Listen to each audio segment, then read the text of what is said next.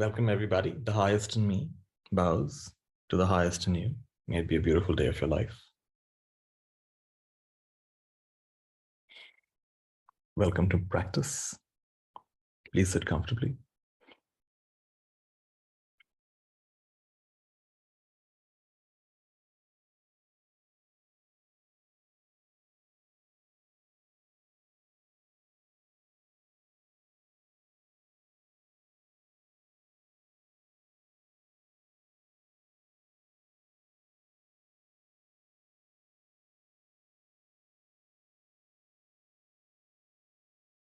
Just to begin with a healthy sense of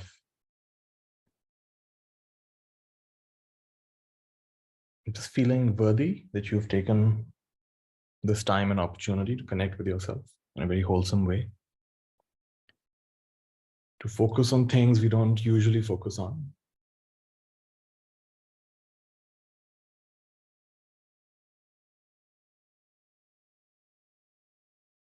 And even though we may have done practices like this many times before, it's always new, it's always fresh, and a sense of you never quite know.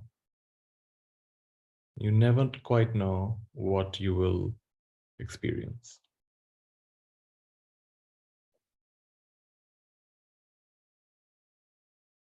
This is also known as beginner's mind.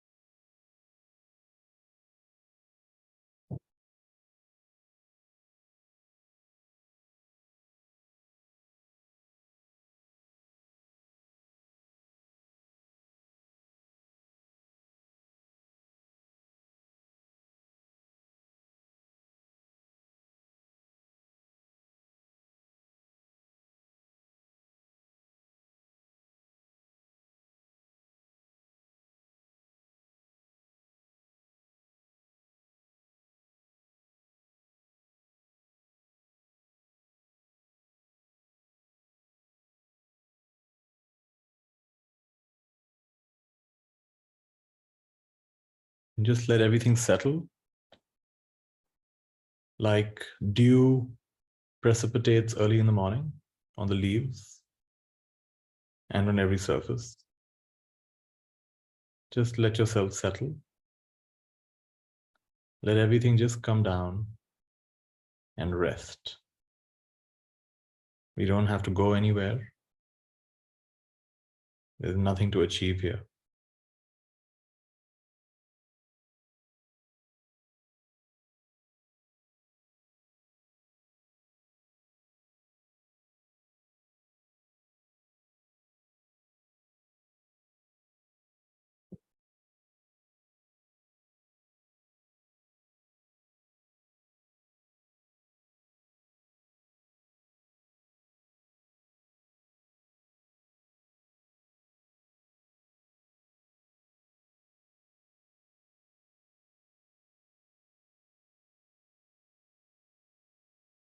Something very wholesome about this togetherness, about this willingness to show up.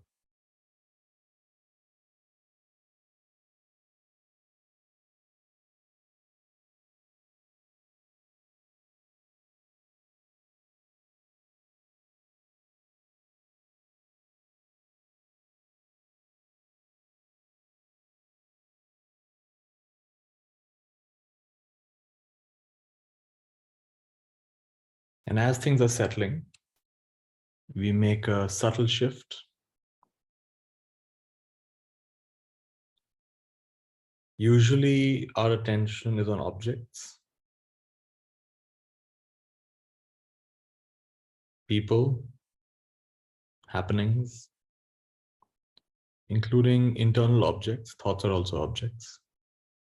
Memories are objects. So usually the experience is the content of what's happening.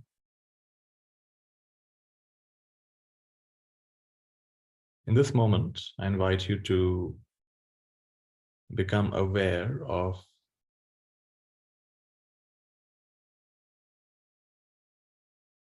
the fact of experience, not just the content of your experience. Oh, there is experience.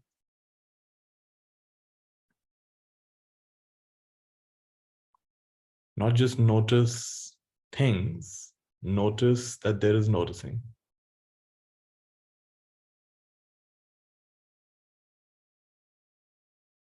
Becoming aware of being aware.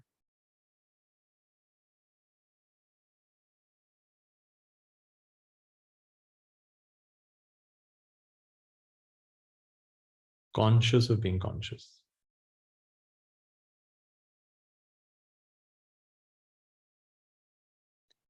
This requires a kind of further settling, further relaxation. Because you're noticing something really basic, which might often miss your attention.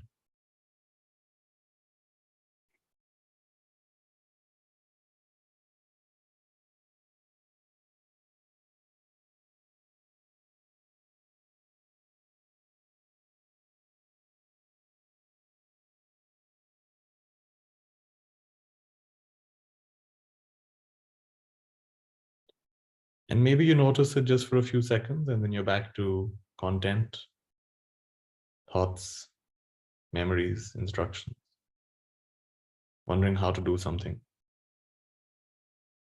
But then again, just a clear glimpse. Oh, the fact of experience. The fact of awareness, the fact of consciousness.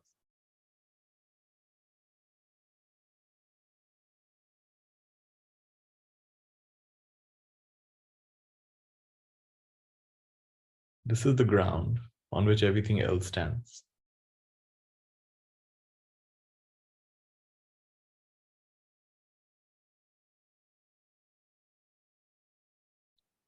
This is the screen on which everything is projected.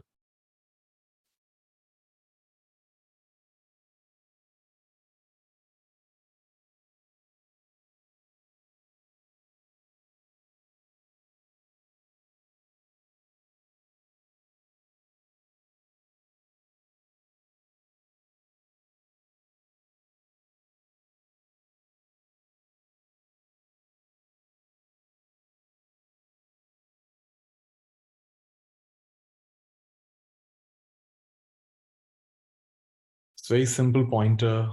It was a big breakthrough for me when I first got it. I was in Lucknow, and I was staying at Punjaji's. Not exactly an ashram, but it's more like a guest house next to the place he used to teach. I was reading a book of his.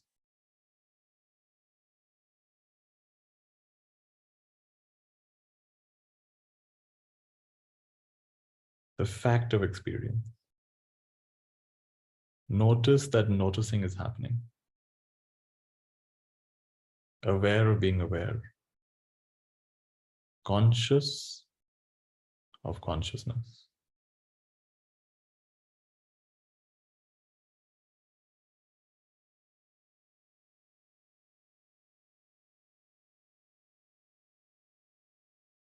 And I realized how even in my spiritual life, I had been in some subtle way chasing experience, wanting to experience more of something. Even if it's something like love or compassion or concentration, wanting to experience more of something. And in that moment, I clearly saw, oh, that's what's keeping me restless.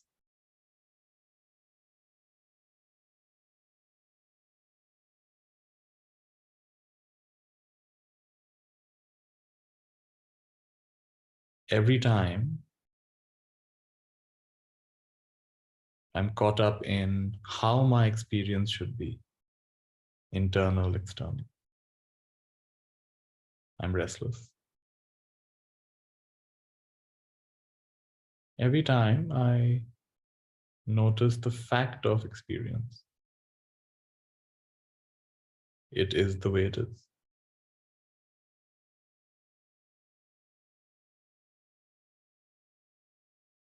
Don't try to be aware. So notice that there is awareness. Don't try to be anything.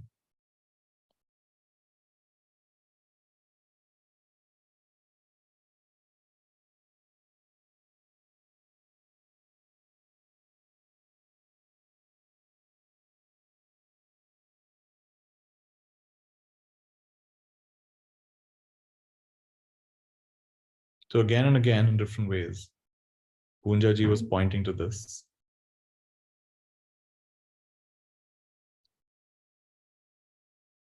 He would use phrases like call off the search.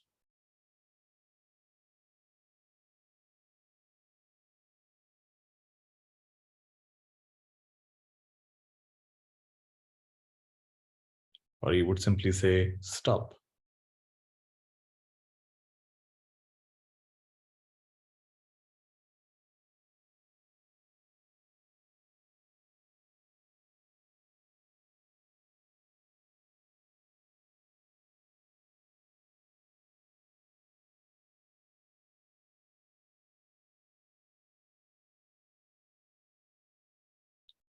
And having in that way, even briefly recognize this ground of all being, the fact of being. Then he had a second instruction.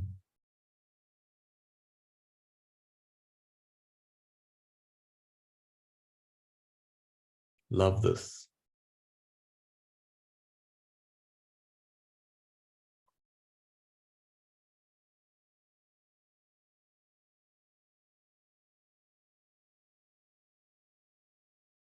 So instead of loving specific people and specific things and specific arrangements of how life should be, love this, love the ground. It's like saying instead of loving this tree or that tree, you love the earth. You love the foundation.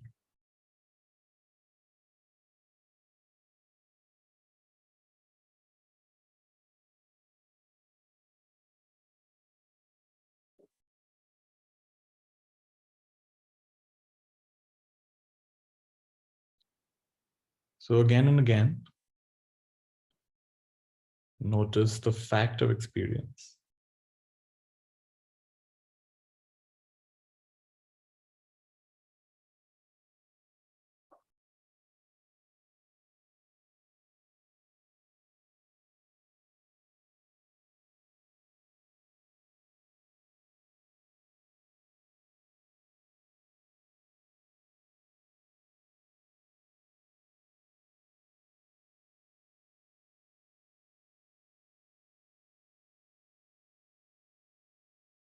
Notice that noticing is happening. Whether you like it or not, noticing is happening. Whether you like it or not, there is awareness, there is consciousness.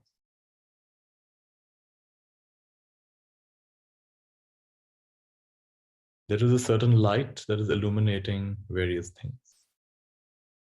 And normally we are focused on what the light is illuminating. You're hearing something, seeing something, you're feeling something. We are usually preoccupied with what is illuminated. Very rarely do we notice that there is light. It's like that moment when in the middle of the movie you realize, oh, there's a light streaming to the back of the room. What's that about? Most of the time we're caught up in the content of the movie. Once in a while we recognize there is light that is coming from the back of the room. It's projecting on the screen.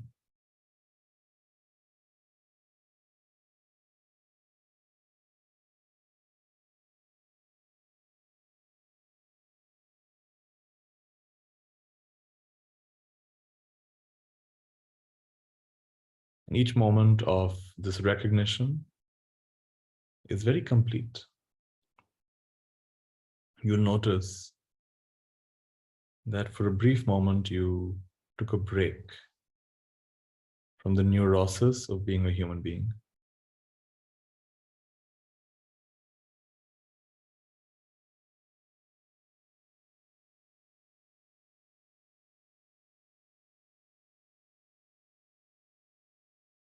Like Rumi says, this being human is a guest house. Every day a new arrival. Things keep on arriving, coming and going, different guests come and go. But he's saying this being human is a guest house. Instead of getting caught up in which guest is coming and what's going on, come to that guest house perspective.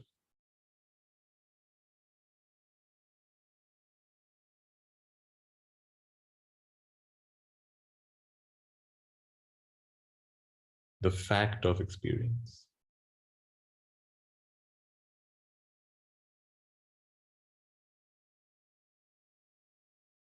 And then love it.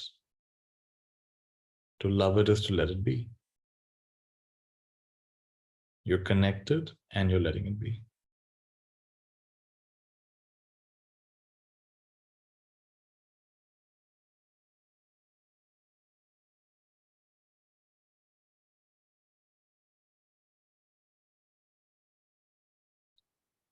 None of us really knows for sure if the events of our life will go favorably or not.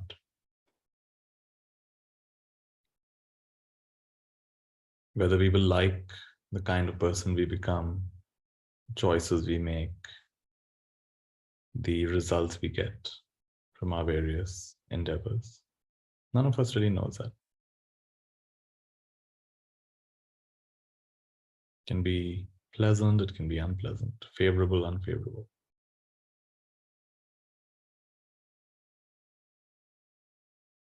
Will we live long or will we die soon? I knew a young monk in Thailand. He was from the US. So bright, so intelligent, so inspiring, so sincere. I really liked him. He'd been a monk for 3 or 4 years more than me. And he went to a branch monastery with a very inspiring teacher. He was practicing very diligently. And one morning he woke up early in the morning to have a bath, and his leg slipped and his head hit a rock. He died instantly. Such a shock. Young monk, so promising, so intelligent. Such a bright future in front of him. His leg slipped, he hit a rock, and he instantly died. The great lesson in impermanence.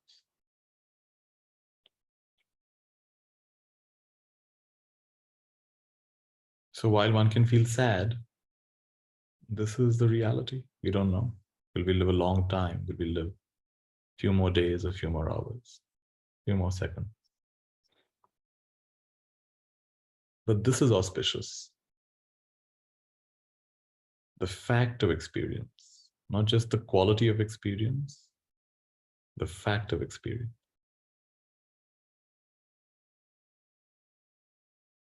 Aware of being aware. And even if you just glimpse this for a microsecond, that's still something.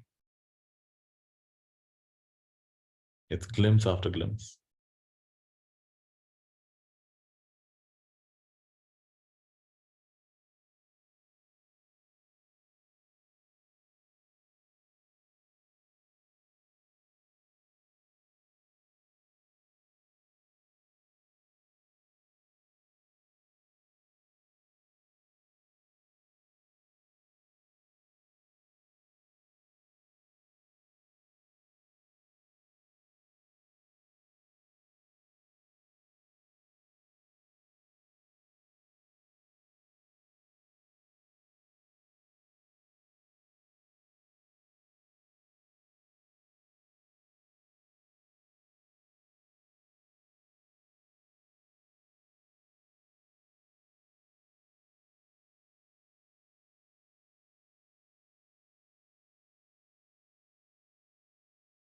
So it's a kind of defocusing.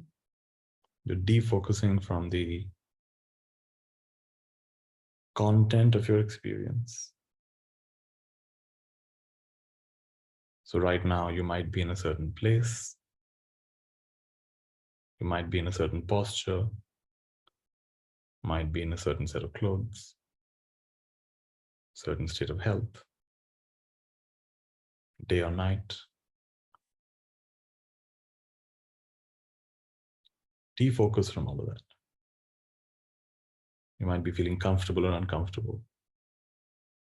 You might be relating to this or not really relating to this. But defocus from all of that. Your mind might be calm or a little busy. Defocus from all of that. It's all right. There is the fact of experience, which is undeniable. Instead of getting into whether you like the experience or not, whether you want more of it or less of it, just come to the fact of experience.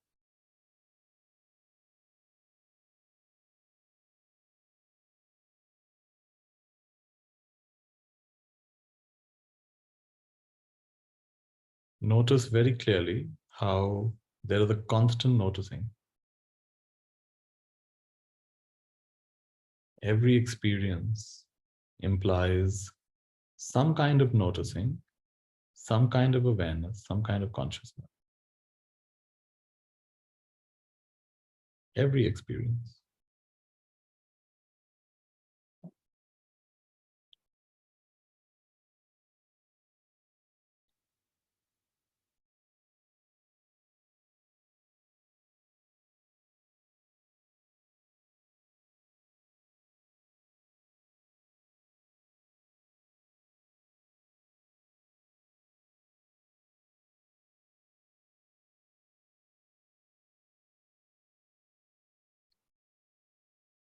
And see if it's possible to love this. Love this.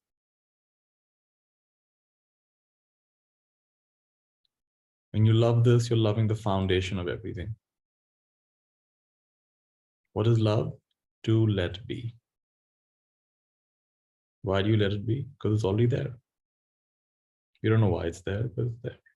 For some reason, there's experience. For some reason, there's noticing, awareness, consciousness.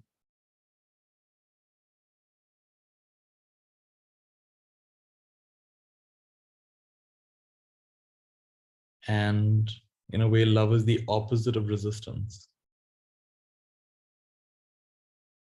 Fully allowing it to be there. So you're nourishing the root. You're nourishing the root of everything. The foundation of everything.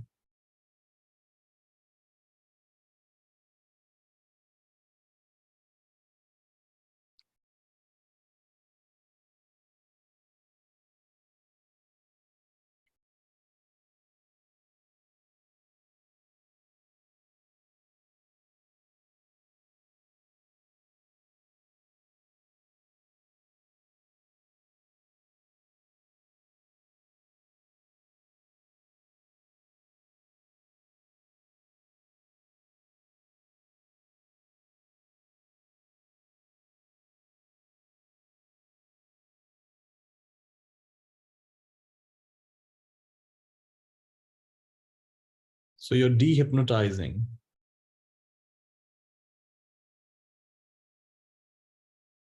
You're dehypnotizing. You're going from being caught up in thoughts and assumptions and beliefs and likes and dislikes, trying to make your experience more of something and less of something. You're dehypnotizing from that to just the fact that there's experience. That's amazing.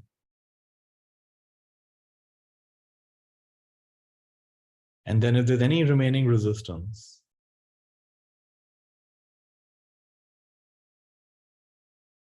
then by just letting it be, you're further dehypnotizing.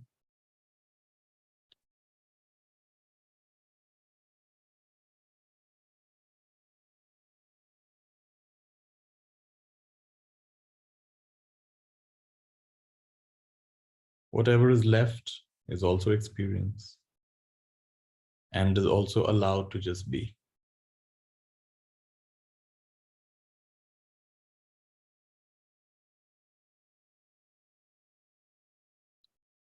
And this goes on back to infinity, back to source.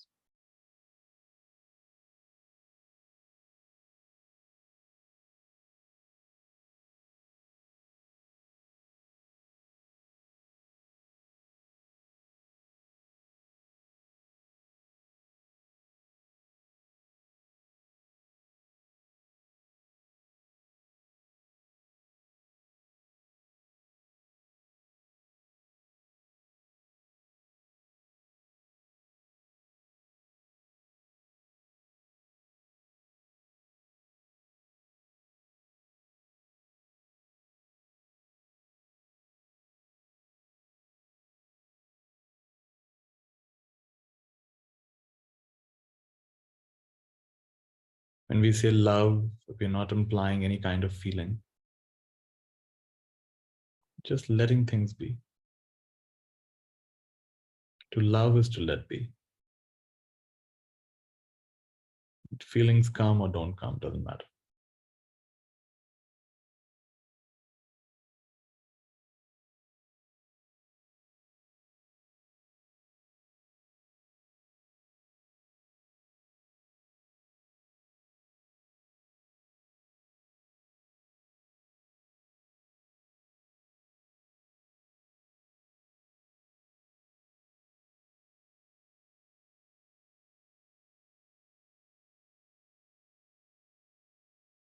And at least for me, the sense is that you've taken something quite heavy, you just put it down.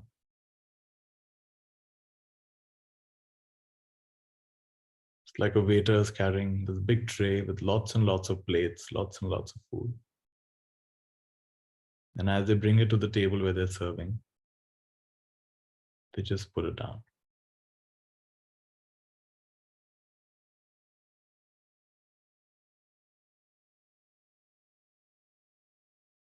You're putting down the tray of your whole life. Many interesting things are on this tray. Just put down the whole tray.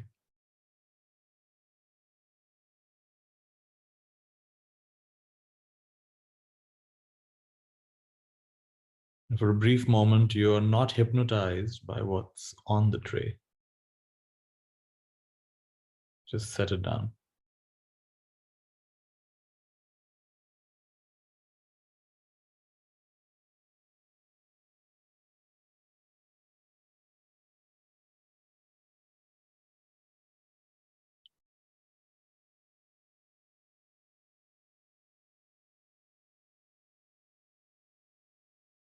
Notice that noticing is happening.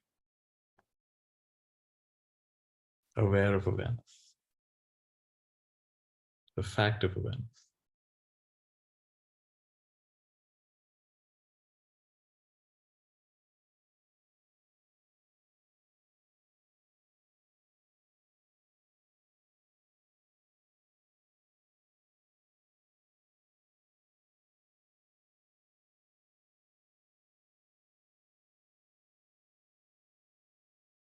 Or the other way of saying it is, there is noticing, or you can call it consciousness.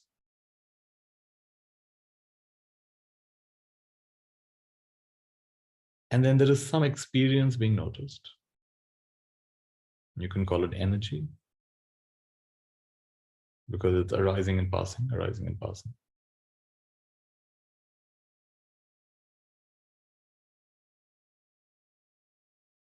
So the fact of consciousness, the fact of energy. And energy and consciousness are not two. They depend on each other, you see.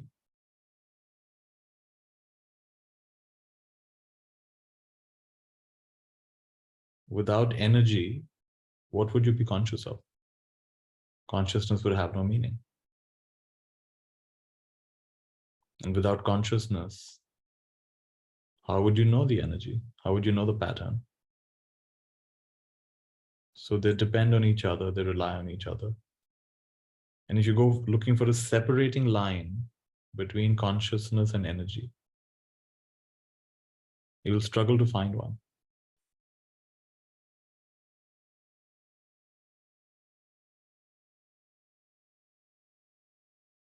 So this is how experience and the content of experience are not two, are not separate.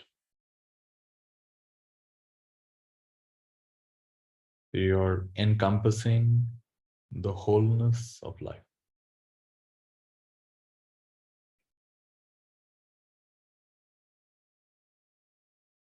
Matter and antimatter.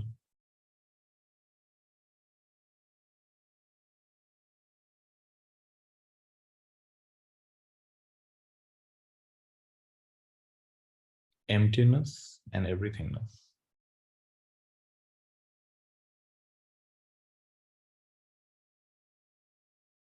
Consciousness and energy.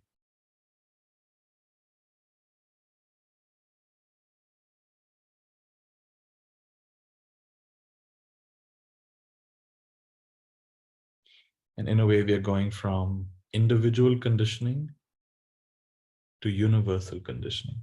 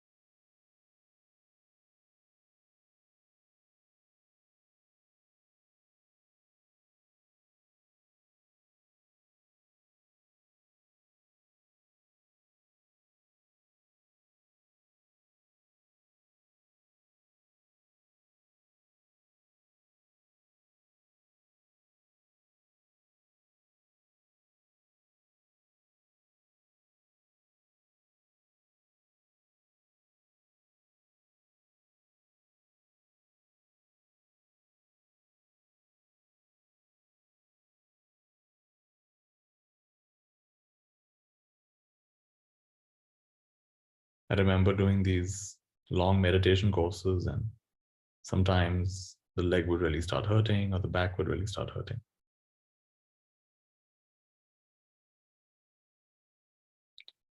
And now what do you do? It's hurting. It's not pleasant.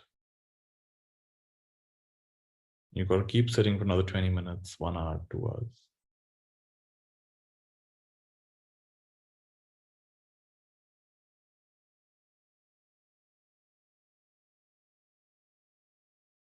So then put down the whole tray.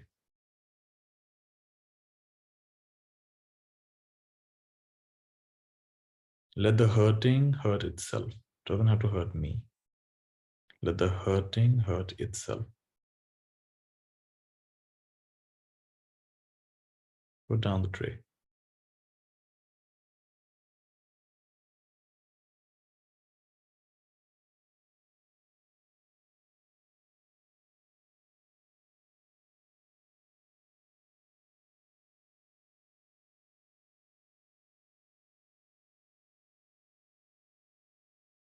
Let the hurting hurt itself. Let the pleasure pleasure itself.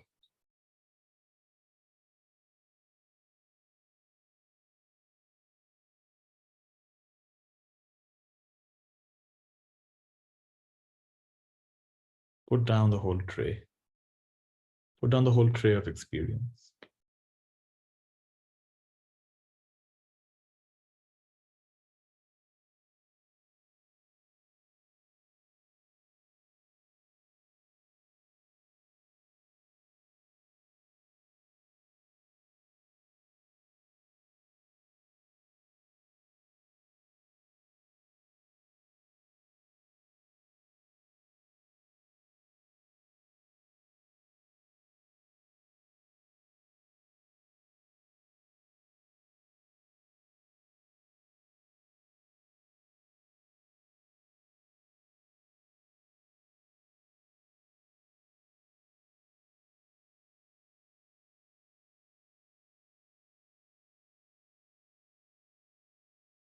They're the fact of experience.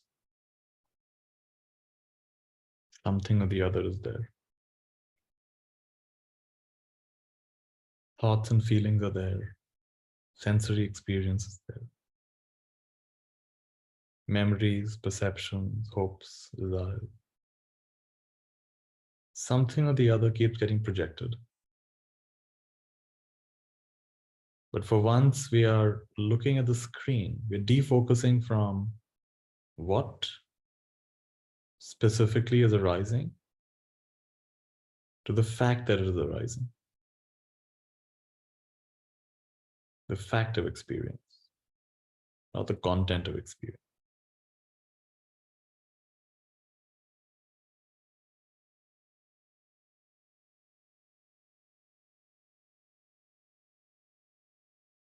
Can you sense how healthy this is?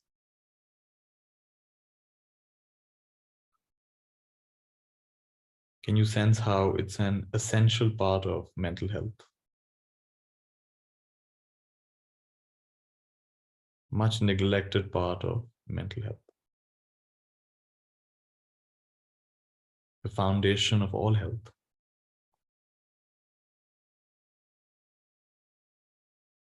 Otherwise, there are endless neuroses, psychoses.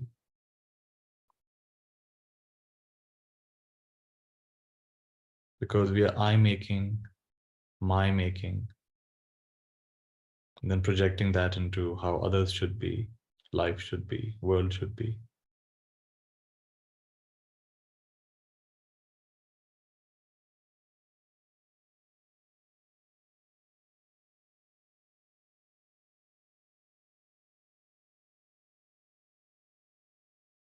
Can you see how important it is to counterbalance that with just the fact of experience?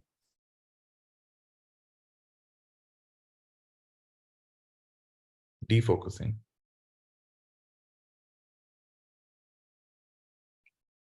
Loving what is. Loving what is. Such powerful 3 words.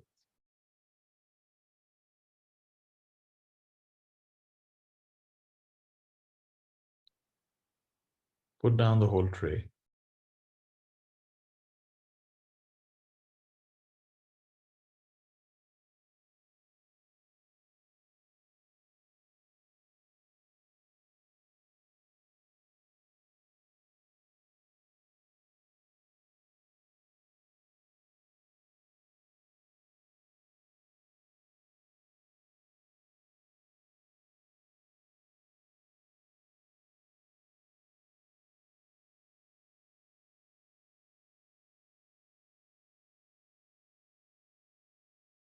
Can you encompass the whole of your life?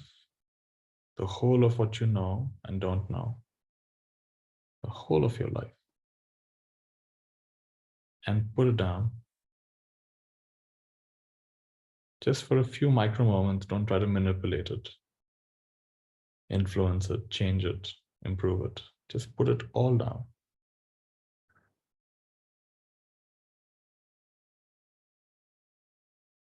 There's a Zen teaching that these mountains that you are carrying, you were just meant to climb, or to carry the mountain. Walk over the mountain, don't carry it. These mountains that you're carrying, put down the mountain, put down the tray.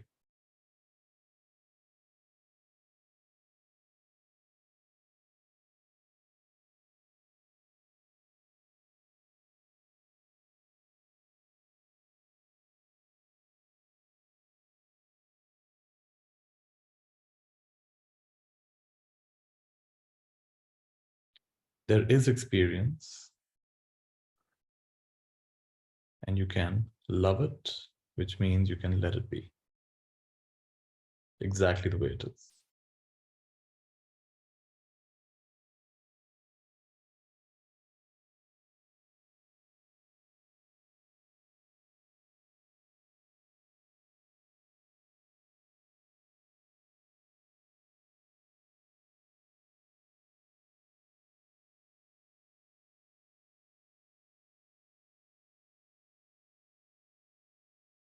So one perspective is that the only real free will you actually have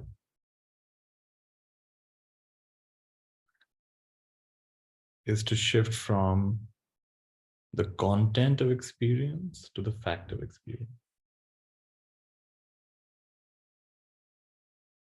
This is the only real free will. Everything else appears to be free will, but it's conditioned. Conditioned by your genetics, your hormones, your various experiences, various predispositions, a large variety of complex factors. So one way of looking at it is the only real free will you have is shifting from the content of your experience to the fact of your experience.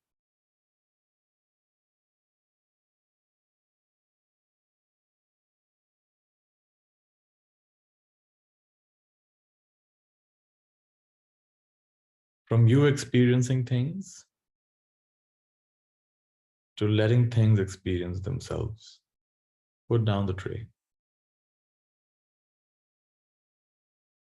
From an imaginary you experiencing things to things experiencing things.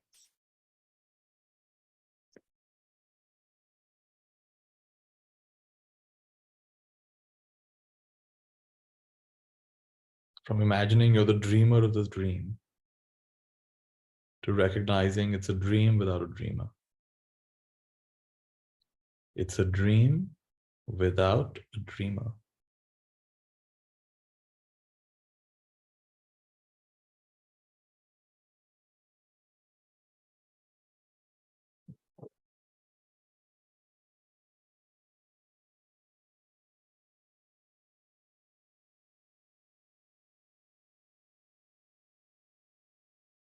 There are waves, but no one's making the waves happen, you see. They're just waves.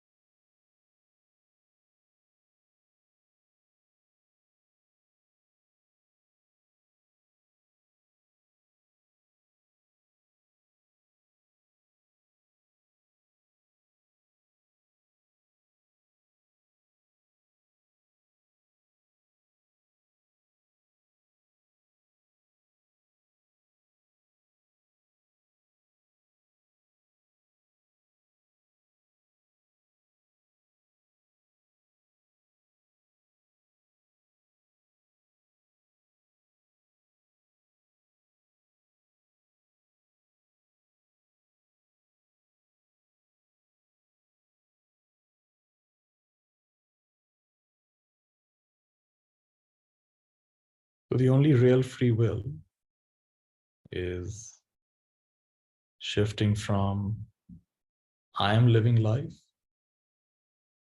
to life is living life. The content of your experience. It's a fact of experience.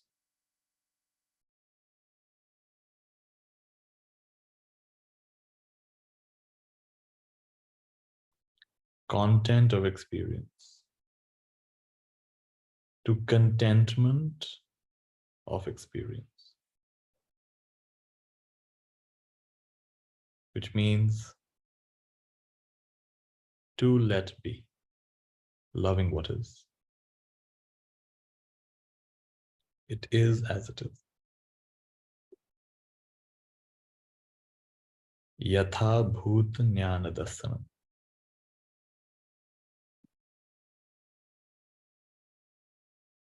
Seeing things as they are. as they arise and fade away. Yatha bhuta jnana dasana.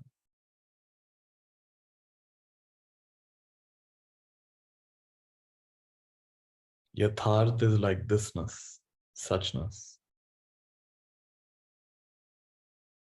The wisdom that arises from suchness. The wisdom that arises from witnessing the suchness of thing, the thusness and the thisness of thing. Yatha bhuta jnana dasana.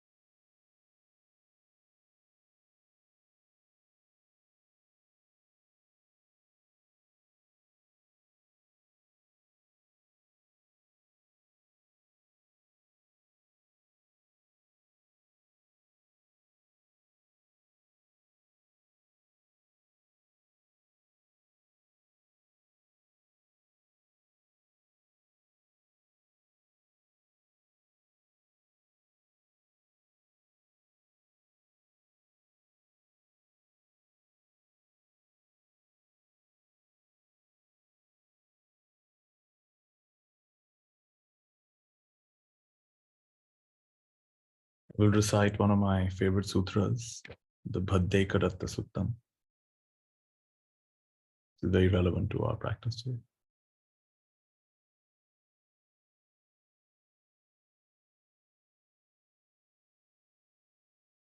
Atitang nanvakamaya napatti khankhe anagatam. Let one not pursue or dwell on the past, nor hold fond hope for the future. Atitang nanvagamaya napatti khankhe anagatam. Yadatitam pahinantam apattancha anagatam. For the past is gone, and the future has not yet come. Let one not pursue and dwell on the past, nor hold fond hope for the future. For the past is gone, and the future has not yet come. Atitang nanvagamaya napatti khankhe anagatam. Yadatitang pahinantang pattancha anagatam Pachupannancha yodhamang tattha vipassati. Only this present state, as it arises, one sees it with insight. Pachupannancha yodhamang tattha vipassati. Asanghirang asankupang tang vidha manubruhaye. Invincibly, unshakably. To this, let one devote oneself. Only to this present arisen state, as it arises, seeing it with insight, invincibly, unshakably. To this knowing, let one devote oneself. Pachupannancha yodhamang tattha vipassati asanghirang asankupang tang vidha manubruhaye.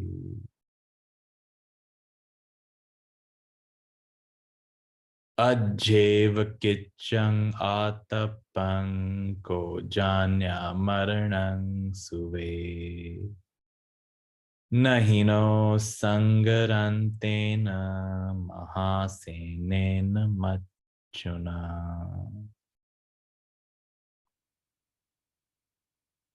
Today the work must be done. Who knows? Tomorrow death might come. Now the work must be done. Who knows? Tomorrow death may come. There is no bargaining whatsoever with death's great hold. Ajjeva kichang atapang ko janya maranang suve nahino sangarantena mahasenena machuna. Mahasenena machuna, the great army of death. You can't bargain with the great army of death when it comes. So today the work must be done. Who knows, tomorrow death might come. That monk I knew was not expecting to die. He just gone for a bath and he slipped and it was the end. Today the work must be done. Evang viharing atapeng ahoratang atang ditang. One who dwells thus ardently, relentlessly, day and night. Tang ve bhadde karatoti santo akit kante muni ti. Santo achikante achikate muni ti. One who dwells thus ardently, relentlessly, day and night, he is bhadde karatta, the one who delights in the auspicious oneness of mind, says the peaceful sage.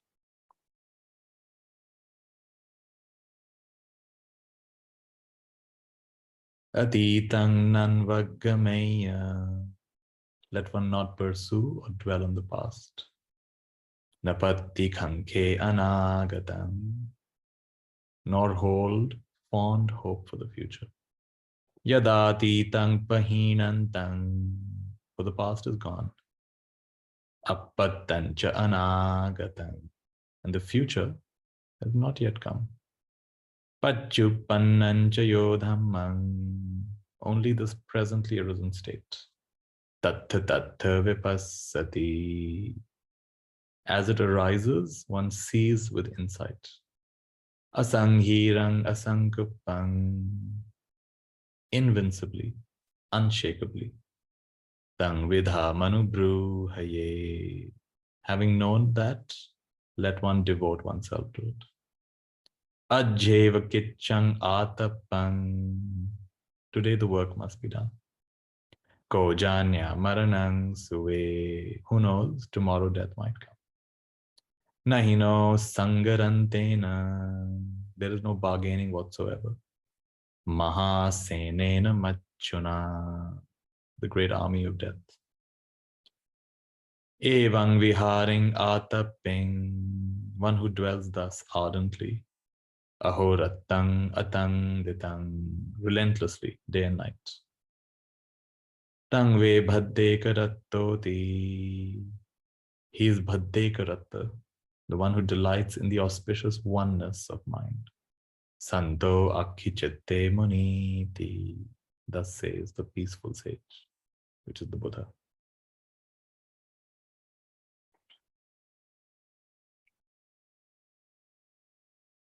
Then, of course, he elaborates. How does one pursue the past? One seeks delight there thinking, I had such a form in the past. My body used to be so and so in the past. One seeks delight there thinking, I had such feelings in the past. One seeks delight there thinking, I had such memories, perceptions in the past. One seeks delight there thinking, I had such mental formations in the past. One seeks delight there thinking, I had such a consciousness in the past. And how does one not pursue the past? One does not seek delight there thinking, I had such a form in the past. One does not seek delight there thinking, I had such feelings in the past. One does not seek delight there thinking, I had such memories or perceptions in the past. One does not seek delight there thinking, I had such mental formations in the past. One does not seek delight there thinking, I had such consciousness in the past. This is how one does not pursue the past. And how, bhikshus, does one hold fond hope for the future? One seeks delight there thinking, may I have such a form in the future, such a body in the future. One seeks delight there thinking, may I have such feelings in the future. One seeks delight there thinking, may I have such perceptions in the future. One seeks delight there thinking, may I have such mental formations in the future. One seeks delight there thinking, may I have such consciousness in the future. And this is how, bhikkhus, one holds fond hope for the future. And how, bhikkhus, does one not hold fond hope for the future? One does not seek delight there thinking, may I have such a form in the future. May I have such feelings in the future. May I have such perceptions in the future. May I have such formations in the future. May I have such a consciousness in the future. One does not seek delight in any of these things. This is how one does not hold fond hope for the future. And how is one defeated in regard to presently arisen states? Here, one regards form as self, the body as self, or self as possessed of form, or form as in self, or self as in form. One regards feelings as self, or self as possessed of feelings, or feelings as in self, or self as in feeling. One regards perceptions as self, or self as possessed of perceptions, or perceptions as in self, or self as in perception. It regards mental formations as self, or self as possessed of mental formations, or mental formations as in self, or self as in mental formations. And he regards consciousness as self, or self as possessed of consciousness, or consciousness as in self, or self as in consciousness. And this, bhikkhus, is how one is dragged along by each presently arisen state as it arises. One is defeated by presently arisen states as they arise. And how, bhikkhus, is one undefeated by each presently arisen state as it arises. Here, bhikkhus, a well-taught noble disciple who sees the noble ones, is skilled in the way of the noble ones, trained in the way of the noble ones, disciplined in their dharma, who sees the true individuals, skilled in the way of the true individual, regarding the way of the true individual, disciplined in their dharma, does not regard form as self, or self as possessed of form, nor form as in self, nor self as in form, does not regard feeling as self, or self as possessed of feeling, not feeling as in self, nor self as in feeling. Does not regard perception as self, nor self as possessed of perceptions, nor perceptions being in self, nor self being as in perceptions. Does not regard mental formations as self, nor self as possessed of mental formations, nor formations as in self, nor self as in formations. Does not regard consciousness as self, nor self as possessed of consciousness, nor consciousness as in self, nor self as in consciousness. And this bhikshus is how one is undefeated, not dragged by each present state as it arises. So it is in reference to this that it was said, Bhikkhus, I will teach you the summary and analysis of Bhaddekaratta, the one who delights in the auspiciousness, oneness of mind. The Blessed One said this, satisfied, the monks rejoiced. Blessed One's word.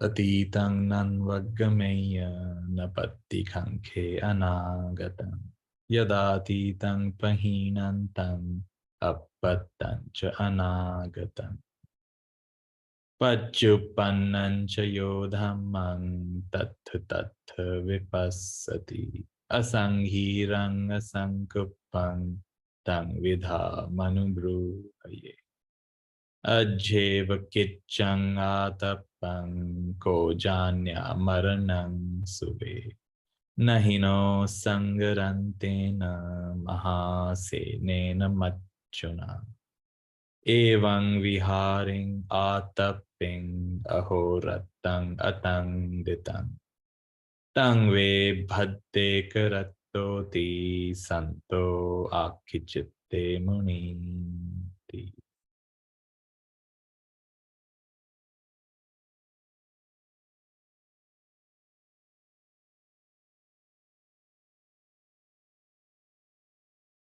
So the simple version of this is the fact of experience. The content of experience is, I am this body, or I have a body, or I'm in the body, or the body is in me, or I am these feelings, or I possess feelings, or feelings possess me. Feelings are in me, or I'm in feelings. That's the content of your experience. Just come to the fact of experience. It is the way it is.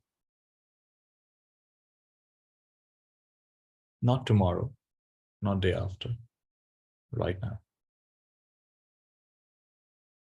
The past is gone, the future is not yet here.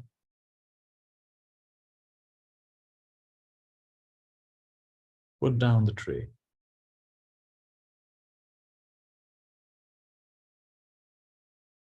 Put the whole thing down. And let it reveal its own nature to you. You don't have to do anything. It'll reveal its nature to you when you put it down.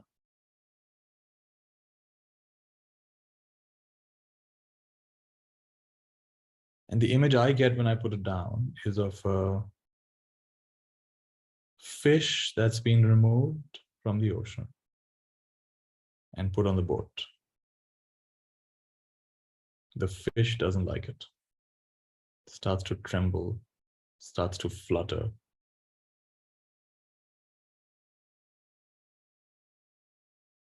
That's the way I see it. That's my perception of it. The old version of you is like that fish. When you put it out of the ocean, it starts to flutter. And you have to allow it to flutter.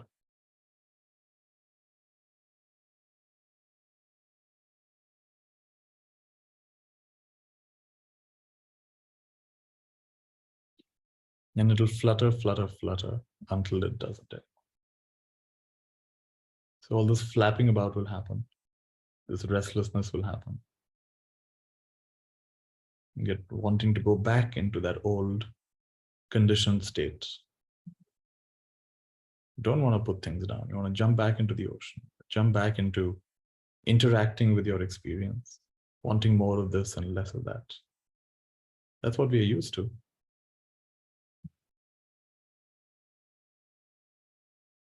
So it is a kind of tapasya. It is a kind of a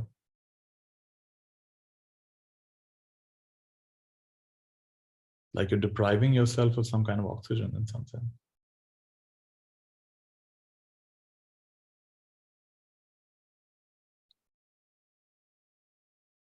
And do it anyway. This is good medicine. You're shifting from individual conditioning to universal conditioning.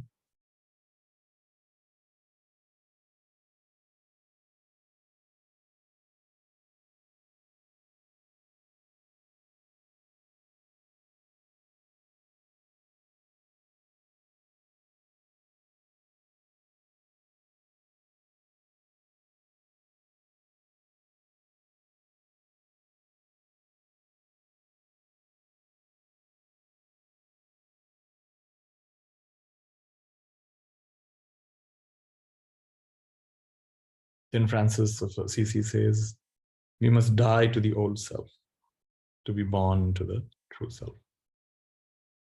This old self has to die.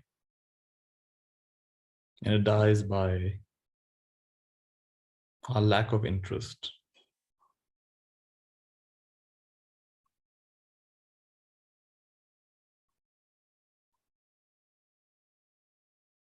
Just not interested in the details. Defocusing, coming to the fact of existence, the fact of experience.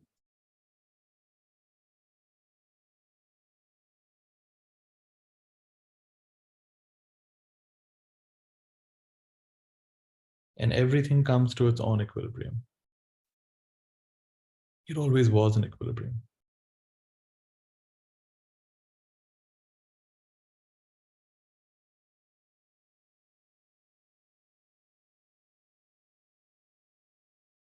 No mistakes.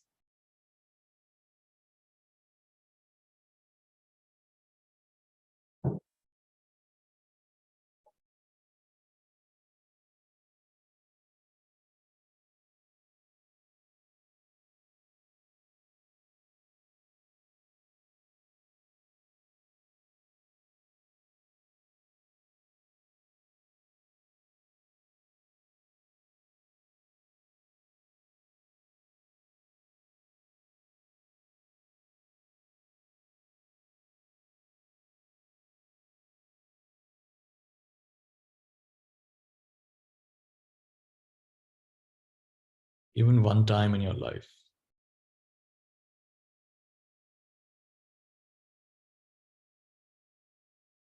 to have defocused, to have shifted from the content of your experience to the fact of your experience, from the content of your awareness to the fact of awareness. This is very auspicious. Very, very auspicious. It's like the fish jumped above the water and saw a whole new reality, even if it's momentary.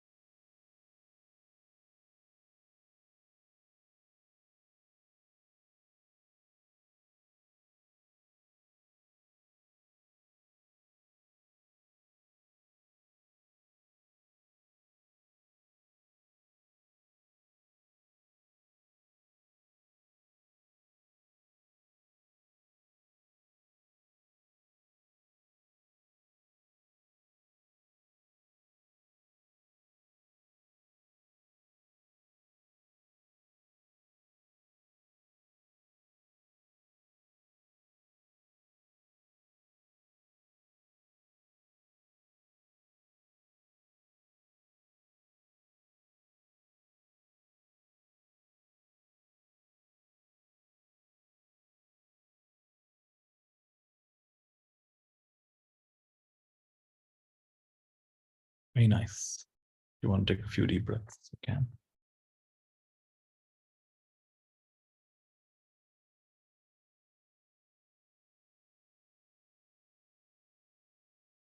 Whenever you're ready, you can open your eyes. Keeping your inner equilibrium, your inner vision, inner clarity.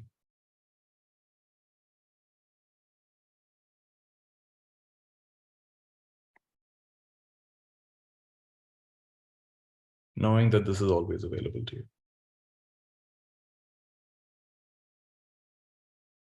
It actually doesn't take an effort, it takes a non-effort. Effort is always in the direction of this or that experience. It takes really no effort. If you're making an effort, you're trying too hard. You're pushing and pulling too much.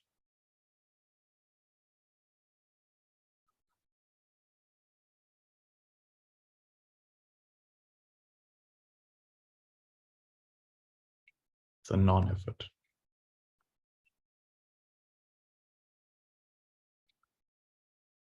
Beautiful.